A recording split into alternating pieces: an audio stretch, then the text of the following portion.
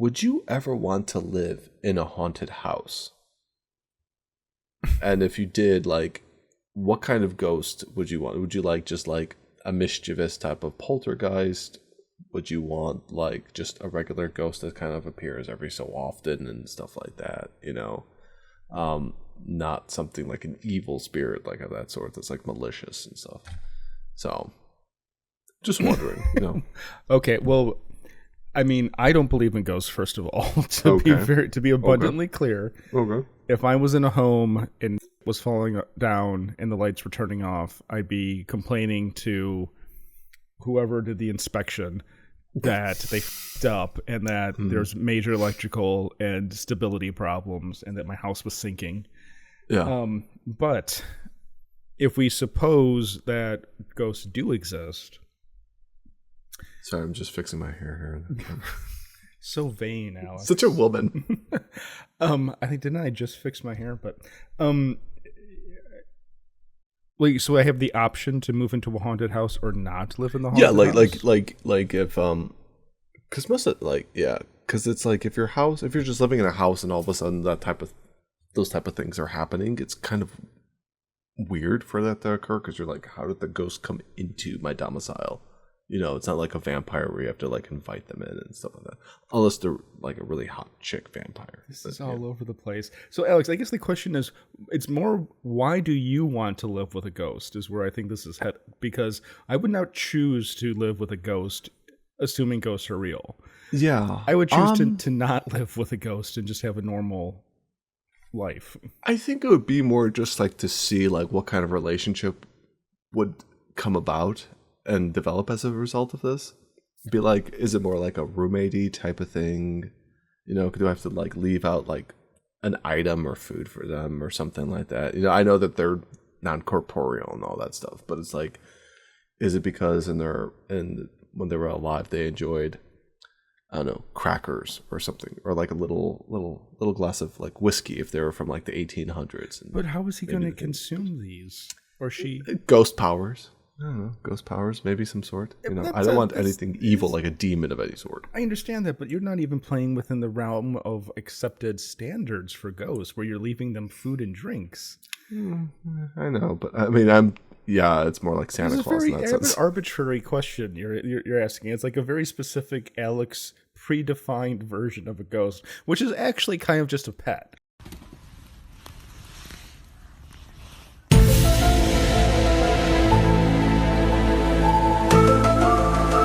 It's like, like a pet or like a roommate to or get something. A dog or something. Small child, maybe. Put a cheese stick out. Yes. It's like you've already got children and a wife. I don't know that you need anybody else living in your home with you. Because I think I would be fine living in a haunted house of some sort. Because usually when we think of haunted houses, it's more like there's multiple ghosts, like the haunted house from Disney, or you have like what is it, the Winchester Mansion, where it was like the widow of like the widow or the daughter or something of the guy like Winchester. Yeah, but isn't it just one ghost in that mansion? Well, Winchester or whatever, isn't it just one ghost? No. The house was basically, the premise of the house being built was it was a place for the spirits of everyone who was killed by a Winchester rifle to come and reside there. Oh. And it's built in a very weird manner, like doors that open up to just a brick wall, or staircases that go up to like the ceiling and nothing, or like to confuse the ghosts. Yeah, basically it's kind of like their way of being able to like do stuff and things like that. Sorry, we're talking about ghosts. I'm getting a little... Sorry. Oh my God, Alex, you're hilarious. Well, it was also raining, so I don't know where the sound is and stuff. So I get very spooked when I look at stuff on like X threads and stuff. Are you scared of ghosts? Do you believe? I guess the question is, do you believe in ghosts? I do believe in ghosts. You know what my thoughts are on all of like crypto things too, and I'm kind of like. You mean like Dogecoin? No, cryptozoology. Oh. Yeah, that kind of stuff. Yeah, like Dogecoin. Just Dogecoin. I'm more of an Ethereum man myself. No, you do cryptozoology, crypto and animals. Yeah, Doge. But a lot of like urban he's not like following the joke. That's okay. I know about the Dogecoin. But I'm talking about cryptocurrency. Crypto, but you said zoology too, so it's like animals. So crypto plus animals equals Doge. That's the joke. There's so many cases where yes, it's been disproven as not being real ghosts, but at the same time, there's a lot of cases where it's still an open book as to Jamie and Adam have not shown up to disprove anything type of scenario. Like there's a story about like Gettysburg, like the Gettysburg battleground. Like there's like stuff that's been caught on camera and things like that's unexplainable really. And it's like if it isn't a ghost that you see, human shapes somehow doing something in the background, it's like what exactly is it? It's. Well, I respect you, Alex. Thank you. Thank you. I do have to relate an awkward experience I had while camping, which was it was like a few of us left around the campfire, and then like one guy starts telling a ghost story. It's like the traditional get in the car. He was like, I was hitchhiking through this town, blah blah blah. Get picked up for a ride. Turns out when he gets to town, he got a ride from a ghost. Like, oh, he died years ago, right? So traditional spooky story. Yeah.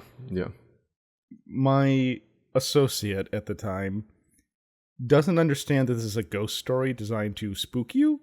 Instead, he thinks it's time to share stories of when you were encountered a ghost. So then he like dead serious starts explaining how like he thought he saw his grandfather's ghost one night. And everyone just kind of sat there awkwardly and listened to it. And then it was just sort of like, so anyway, because I would just remember everyone being like, dude, it was a ghost. He was doing a ghost story. This isn't like share and tell time. Story. Man. Have you ever had a paranormal experience? Alex Senpai? I don't know if it was a paranormal experience. I think I've told you the story, like, I shared with you about like when my family lived. I don't know if you had ever been to that house, our second house in Villa Park, where my brother and I both kind of felt the same about. Our house was a very old house. It was like close to like 80, 90 years old when we were living there and stuff. And we always felt this very weird feeling that for the house itself, the stairs to the second floor went straight up, and then there was this landing, and then from the landing you would turn left and you'd go up like two more steps and then into the living, like the hallway, like the bedroom hallway on the second floor.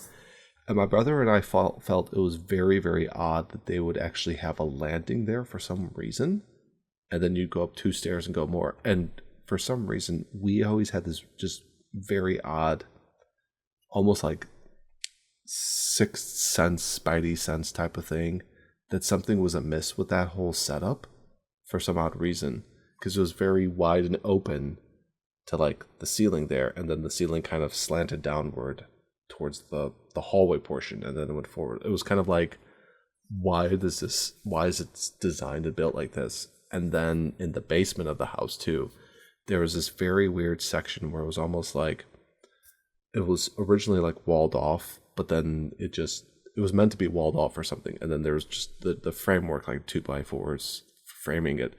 And there was like this small, like closet-y section, and then like a small room next to this closet, sort of, that never got finished. And there was just this kind of, we never went there. And if we were in the basement, my mom and dad never stored anything in that section. It was just this very weird left alone area that we were kind of like, we weren't told not, like we knew without being told not to kind of congregate in that area of the basement or do anything there, because also it was never utilized for any reason. But it was kind of weird. And I mean, that was the only thing I think that was kind of odd in my opinion. I think it's also because there's this sort of belief, or sometimes said, that the reason why there's always this sort of kind of ghostly, association with basements and attics is because the only basements are always dug underground of the house foundation, of the first floor, and the only time people really ever go beneath the ground is when they're buried. So there's kind of that connotation with it.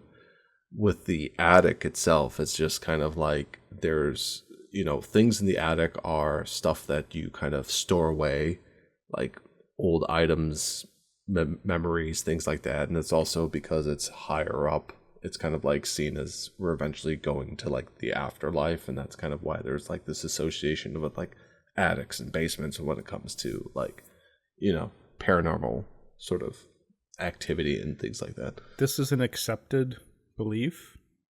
I've heard this. I've heard those ideas before. Like it's been tossed around. It's not it's not super talked about, but whenever people talk about having experiences, in many cases, it's sometimes with the basement and then also with the attic type of thing. Do you want to hear the skeptic take on that, or do you want me to shut up? No. Because my ideas about vampires and stuff. I don't know any of this. This is all new to me. Oh, you say this every time we talk about this. I think I block it out of my memory. On episode 231, we talk about this, and we talk about fart jars, and we talk about Alex's weird obsession with vampires. Alex. Yes.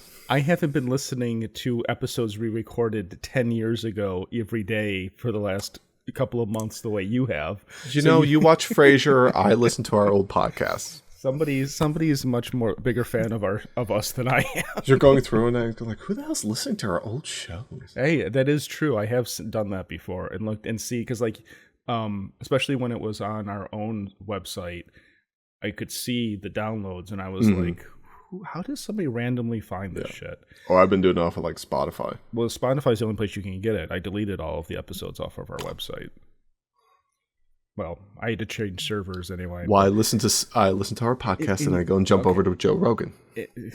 Anyway, Alex, I think that the bigger issue here is that in most homes, in many homes, the basement and the attic are unfinished and are filled with boxes and cobwebs and spooky things, and don't have ghosts, and don't have lights or have just like a bulb hanging. And these all are things that create the setting of spookiness. And I think I saw something out the corner of my I'm gonna text Erica to sneak up behind you and dude, oh my god, it's gonna be like that one night in like whose car. Yes, I know. Okay, good. I'm not gonna do that. You will die. I think that there are bigger things to be concerned about when choosing a home than poltergeists and specters. Okay. Potential sinkholes in the foundation. Yeah, I can't imagine what it must be like to buy a house and then immediately discover that there's something horribly wrong with it. Know about. I do know. I believe there's like a law. I don't know if it changes by state, but I believe there is a law in Illinois that anybody who is acting as a sales agent or something like a realtor has to disclose to potential buyers if there was a death or a murder that occurred in a house and stuff. Just because I think it's kind of like they have to be told about it or something. Okay, would you move into a home where somebody died? Violently. Oh no. No. Why? You're afraid of a ghost? Well, I thought you wanted a ghost. I think it's just a maybe if it happened a long time ago. It's an incredible deal. So let's say it's I don't know. Let's just say it's an incredible deal, and you're like, wow, this is a 5-bedroom, 2-bathroom, furnished basement, tons of stuff in the room for the attic, 2-story, a jacuzzi built in, and it cost $100,000. In a Chicago, like in Oak Park, let's say, okay. And you're like, what's the catch? What happened? And then the realtor's like, well, Jack Nicholson murdered his wife and child and then killed himself in this house. And do you say, ooh, spooky, no, I can't do it? Or you escrow's already on its way. Did you say Jack Nicholson? Well, escrow's on its way. The Shining. Oh, The Shining. Oh, yes. Wait, he turns into that kind of ghost. I'm not saying there's any ghost, Alex. I'm not saying there's any ghost at all. So he turns into the ghost of the character he most recently portrayed. We have to see what was the last movie Jack Nicholson was in. Like, As Good as It Gets? The Departed was... Oh, The Departed. But I don't think that's his last film. Ah, man. Oh. What if it was like Nicolas Cage? Because then you have to be like, what was the most recent movie that got released on Redbox? Maybe not that kind of murder. I think there would have to be pretty severe to get a big discount.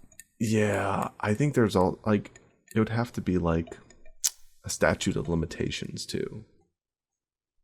Okay, it happened 6 weeks ago. Oh no, God no. I need an older ghost.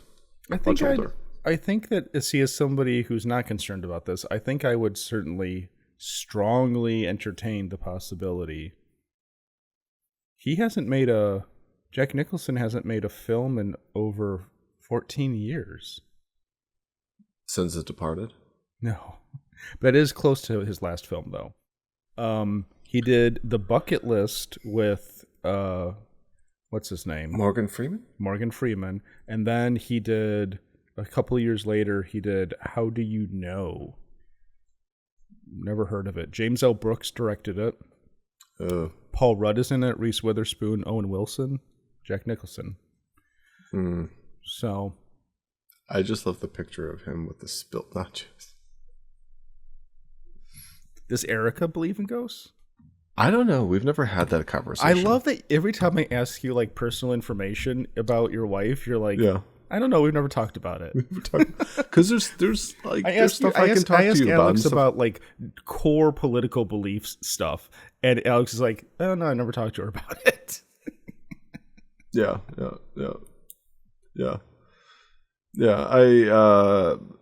And Erica wasn't pregnant when they got married. To be clear, no, she wasn't. No. Nor was I forced to do so at gunpoint. I don't know. It's just kind of something that we never got. Like, what's your favorite movie? What kind of music do you listen to? What's your favorite color? That type of stuff. I don't think we ever discussed that because I was mostly like, I'd like to have a long-term relationship with this person. But now that I've sealed the deal, that's a good point. I should probably start asking her these questions randomly. Huh? And how just sitting there at the dinner table and be like, "What are your thoughts about ghosts, Erica?" You should. Nicholas just be like, "Ghosts, like Casper." I'm like, Boo? Well, I hope that in the future you are, maybe in retirement, you will be given the opportunity to haunt my wife? Live in a haunted house. You already haunt your wife. I do.